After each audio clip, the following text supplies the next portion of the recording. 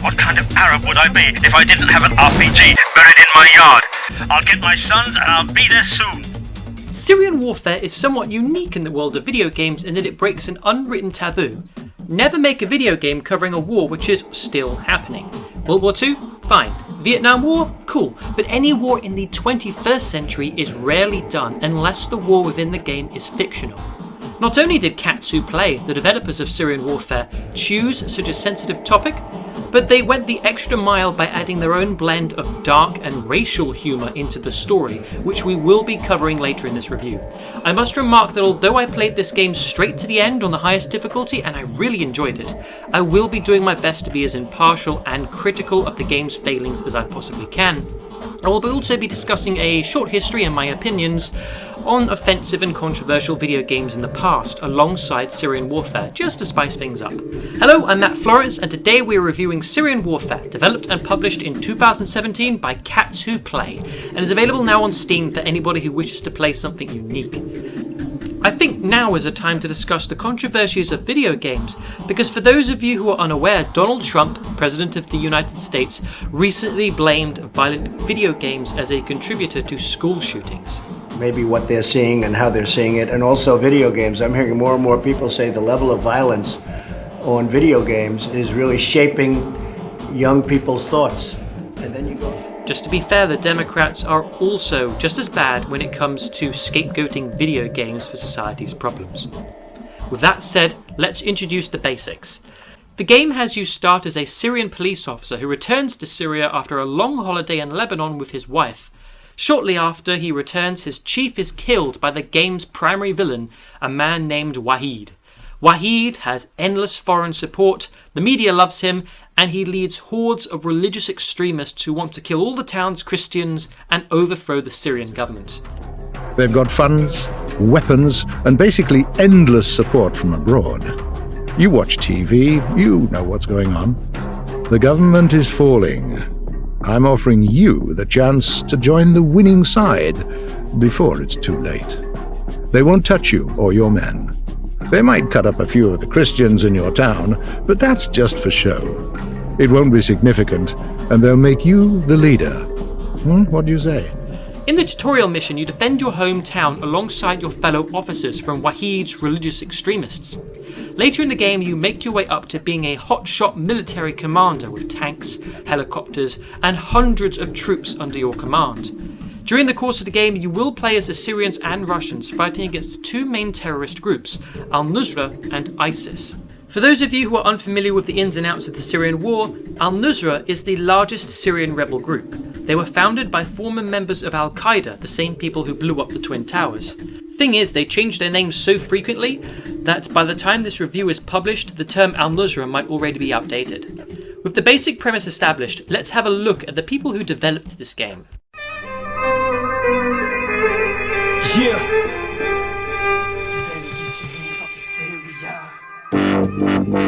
Yeah. Cats Who Play are a relatively obscure developer based in Russia, which have released very few games on Steam. The Cat, Porfio's Adventure was their first game released in 2016. Syrian Warfare was their most notable release in 2017, then the company seemingly returned to making these strange games about poorly rendered cats in 2018 when they gave the world Kitty Play. Wonderful! You're a great cat. Now, They became infamous for creating the only game in which you can get killed by an ISIS suicide car, more on this later, to making this. Amazingly, someone on Steam actually bothered to buy this and review it, but sadly I can't read their review because it's in Russian. Sometimes you just have to bow to the absurd. On the developer's Steam page, their About section just has 2 quotation marks. Their website vaguely mentions that their members have worked for some very big profile yet unnamed corporations. Again, the exact details of this developer are elusive. The game itself was originally taken down from Steam on accusations that it broke some copyright guidelines, but as of now it's available to purchase on the Steam store whenever you wish. Yeah.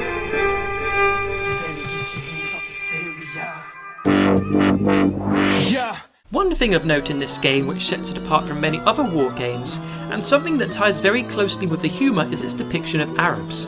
Typically, in Western and American-made video games, Arabs are the enemy, and depicted as terrorists, coming at you in droves, only to be easily gunned down by the white Western protagonist.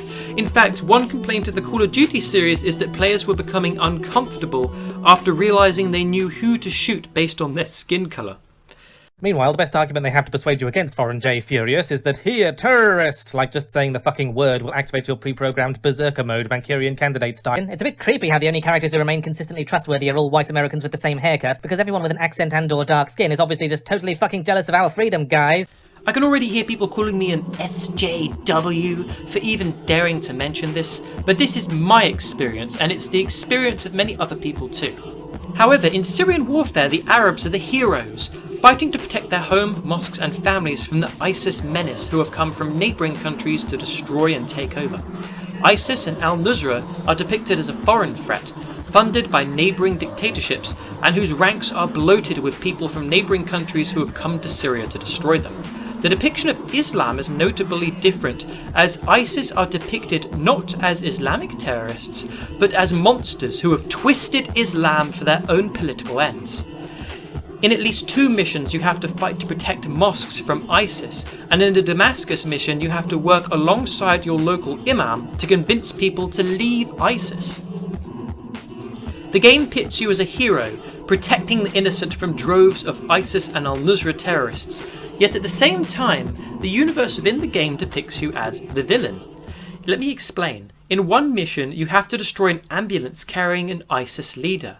But after you destroy the ambulance, an American drone takes photos of you to create propaganda, claiming the Syrians and Russians are killing civilians. With gunfire. Stay alert, brothers. Falcon 4, this is Center. Come in, over. Falcon 4 reads you, over. We've received confirmation of the convoy's destruction. Right on time. An American drone is headed your way. Apparently the White Helmets notified the Americans about the use of an ambulance, and so they wanted to get a couple of dramatic shots for their newsreel. Roger that, Center. The Helmets are going to have to earn their bread and busy themselves with staging photo shoots again.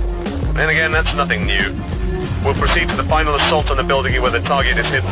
Falcon 4, this is Gazelle 1, Russian Aerospace Forces, ready to provide air support. Good to hear you, Gazelle 1. You're right on time. We're in desperate... In the Damascus mission, you have to rescue Western journalists who have been captured by ISIS, only to have those same journalists tell lies about you as soon as they are safely home. In the same mission, you have to foil a plot by rebels to kill civilians and blame it on you.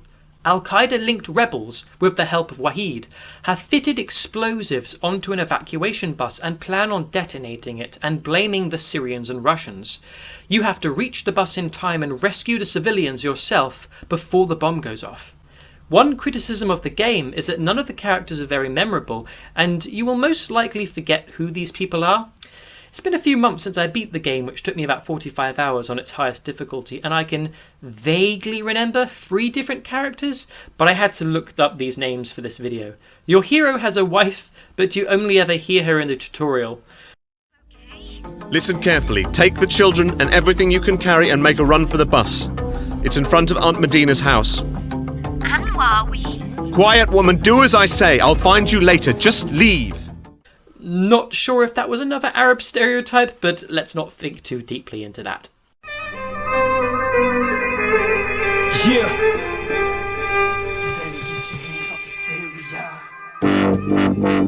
Yeah. The gameplay is smooth enough, however the units you control are so small you will often forget where they are and have trouble seeing them.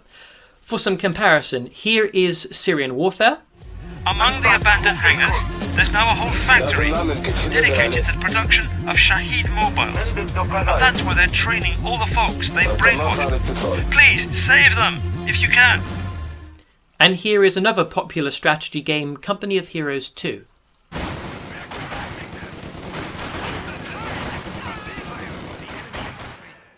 You see the difference? There are slight bugs, but for the most part the AI works well when their pathfinding isn't acting up.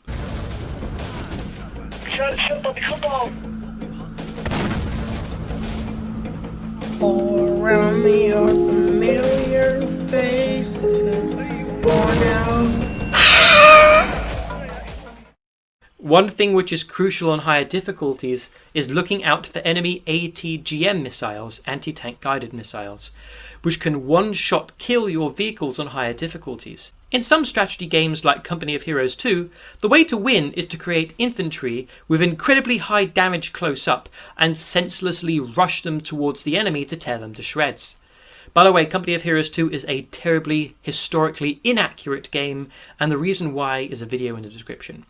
In Syrian Warfare, however, you are forced to be extremely slow and conservative with your troops. You don't get many, and when they're gone, they're for good. Other strategy games force you to use tanks like battering rams, sometimes literally like in Company of Heroes 2. But this game actually encourages combined arms techniques. A tank on its own will get one-shotted by an ATGM missile, and troops crossing a field without armor support will get mowed down, so you have to use them together.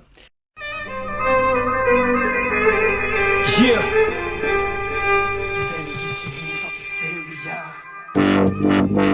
Yeah. Now let's move on to the controversies. We've covered the gameplay, a little bit about the humour. Let's go into why this game is considered so controversial. Syrian Warfare is far from the first game to run into such controversies surrounding the making of games based on modern wars. It is very rare, but it does happen. 6 Days in Fallujah was cancelled in 2009 after the families of US soldiers who fought in the Iraq War voiced their opposition to such a game. It was seen as making light of a very deadly conflict. Although many former US soldiers supported the game, this was not enough to stop the game's publisher Konami from abandoning the project. Now, since you're enjoying this review, you presumably speak English and you live in the English-speaking world, Canada, US, UK, Australia. I come from England, I'm based in Oxford. If so, the majority of the video games you play most likely come from the United States, which are one of the world leaders of video game production and also real-life wars. I'm going to be using Call of Duty as a primary example because according to Wikipedia, Call of Duty is America's best-selling video game franchise of all time. Within the Call of Duty series, you kill... Let me just get out my list here on my laptop. You kill Koreans, Angolans, Ethiopians, Kenyans, Ugandans, Cubans, Brazilians, Panamanians, Nicaraguans, Russians, Germans and Japanese. People from practically every Arab country, a third of Africa, and every single South and Central American country. But when it comes to a video game made outside the USA in which an American is killed, the media and journalists, most of which who have never played a video game in their entire lives, will rush to tell you why you should be offended. This happened when the Chinese made a game called Glorious Mission in which you're going to kill American soldiers. The American media rose up in anger against this game. So what can we learn from this? Apparently, killing people in poor and underdeveloped countries is fine. Yet, killing an American or an ally of America is considered sick, disgusting, and controversial.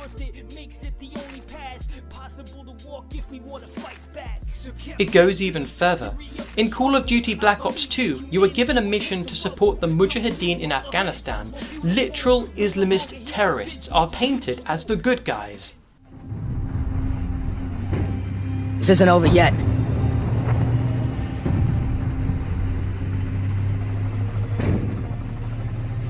The Russians want to give us one last display of brute force. Let's give them one last display of courage. You with me?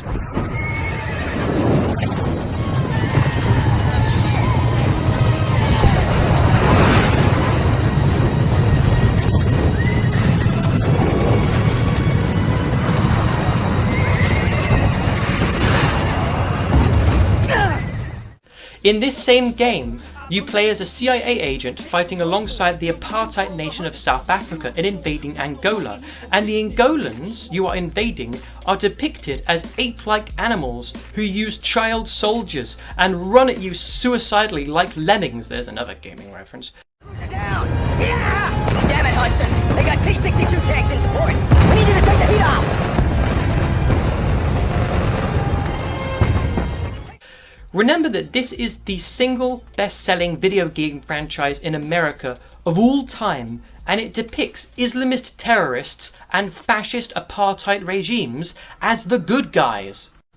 Surely this is far worse than a game in Russia barely anybody has even heard of, which has you defend innocent people from ISIS.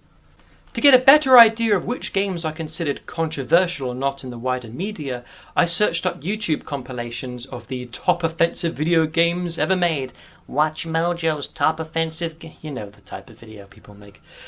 What I found reaffirmed my view. It seems that games in which Americans kill foreign people from underdeveloped countries was not widely considered offensive. Similarly, games in which Americans and their enemies are equally matched is not considered offensive.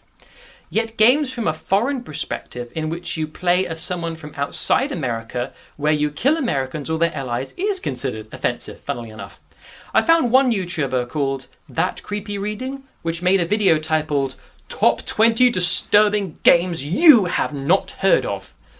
According to this YouTuber and many others, killing Americans was offensive, but Americans making games about killing other people was not offensive. After watching the video, I realised this double standard and made my thoughts known in the comments section.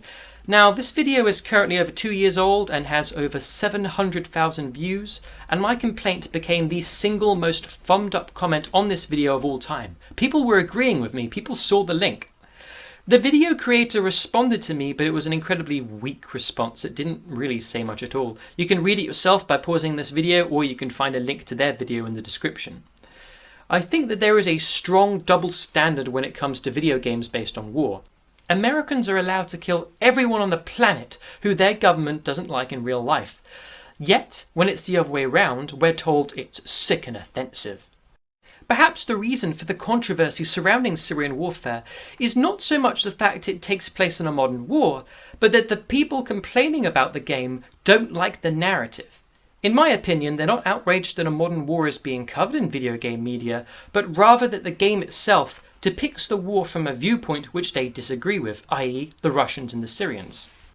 This is why it's normal when the Americans make games about mowing down waves and waves of brown people in underdeveloped countries, yet Russia making a game about killing ISIS is apparently too controversial. It's not that they don't like the war, it's that they don't like the fact that the narrative isn't pro-American and pro-imperialism and pro-rebel. If the gameplay alone isn't enough to sell you on this game, then the uniqueness of the story perspective alone is enough to justify buying it, in my opinion. Have you ever played a game which challenges your perspective on a war which you have been fed lies to for years and years in order to justify invading them? I assume that, like me, you haven't, until coming across Syrian Warfare. This game is very good at pushing forward a different perspective on a very important issue in global politics, a viewpoint which we are rarely, if ever, exposed to. That is, unless you watch things like The Empire Files, South Front, or you follow people like Russell Bentley and Eva Bartlett, which the links to these people are in the description. Well, I'm Matt Florence, and this was my review of Syrian Warfare. And if you're new to my channel, I am a historian and a journalist based in Oxford. My videos cover politics and history, but if this video gets enough attention, I may end up making more video game based material. If you like my channel, then check out these content creators whose links are in the description. H-Bomber Guy, ContraPoints, Jimmy Dore, Sean, 3 Hours, Caleb Marpin, Philosophy Tube, and Russell Bentley. If you want a video game that accurately portrays life in a war zone, then I recommend This War of Mine, which is available on Steam. If you're feeling particularly edgy, then there's an entire genre of Arab trap remixes ready for you to enjoy. Look at you, playing your super offensive edgy video games with your culturally insensitive trap remixes. You devil you. My mum and the neighbouring kids actually watch my videos, so shh, I have to turn this down a little bit. Sorry, Mum. Sorry, Mum. But if you seriously want to learn more about the Syrian War, then go out and buy Sirkeftin. I'm not pronouncing that correctly. Sirkeftin, A Narrative of the Rojava Revolution by Marcel Cartier. I'm currently reading through this book myself, and hopefully I will find time to upload a review of this book once I finish it. Marcel Cartier is a journalist. His work has taken him from North Korea, Ukraine during the Civil War, the slums of America, and recently he's spent time living with Kurdish resistance fighters who have been defending their communities from ISIS. He sent me a free copy of his book and has given me permission to use all of his music in my videos, including my outro theme, Many Vietnams. Don't forget to like and subscribe, thank you, and I'll see you again shortly. I'm Matt Florence, goodbye.